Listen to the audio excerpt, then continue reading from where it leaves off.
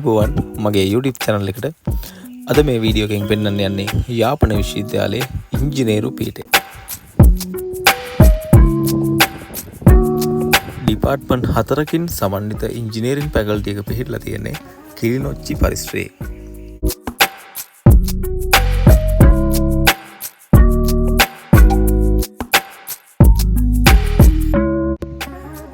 මේ තමයි electrical and electronic engineering department එක.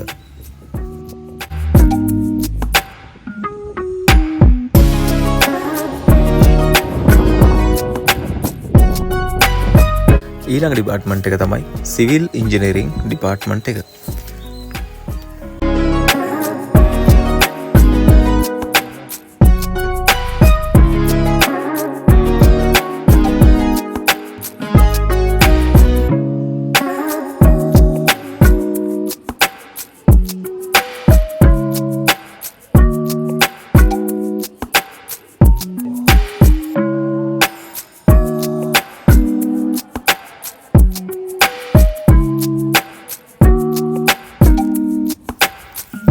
මේ මෙකනිකල් ඉංජිනේරින් ඩිපාර්ට්මන්ට් එක.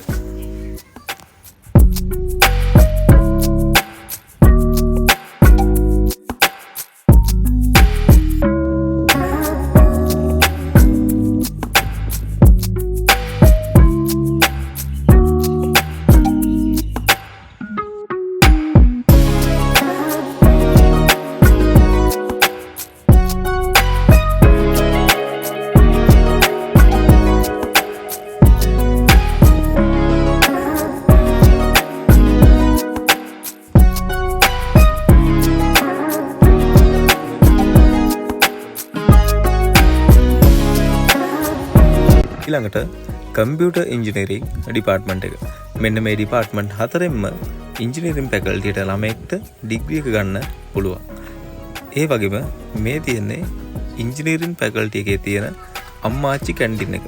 ඒ කියන්නේ යාපනයට ආවේනික දේශීය කෑම වර්ග ළමයින්ට ගන්න පුළුවන් විදිහට හදලා තියෙන කැන්ටින් එක.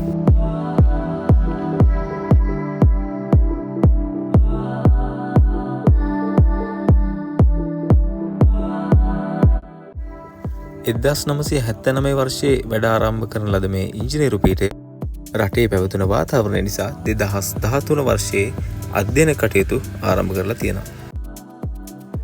ඉංජිනේරින් ෆැකල්ටි එක පිහිටලා තියෙන කිලිනොච්චි පරිසරයේ තාක්ෂණික පීඨය සහ කෘෂිකර්ම පීඨය යන පීඨ තුනම පිහිටලා තියෙනවා.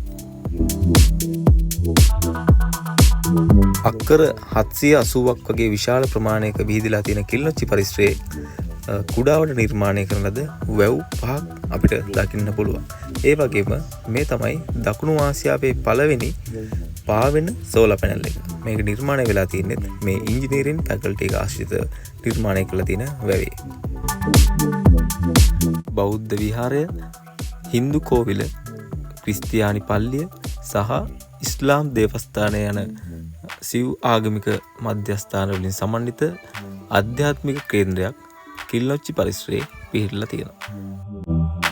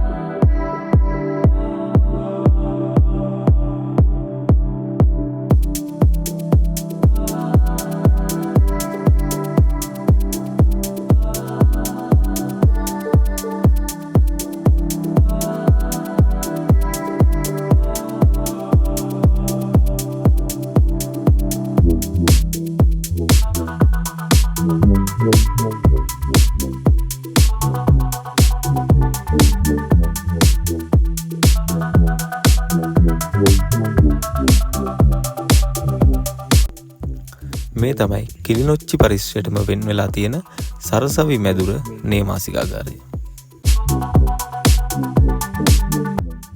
කිලිනොච්චි පරිශ්‍රය හා සම්බන්ධ තවත් තොරතුරු මගේ අනිත් වීඩියෝ එකේ මම පළ කරලා තියෙනවා. ඒ වීඩියෝ එකත් නරඹන්න, ඒ වගේම මගේ channel එකත් subscribe කරන්න කියලා බොහොම ආදරෙන් ඉල්ලා සිටිනවා.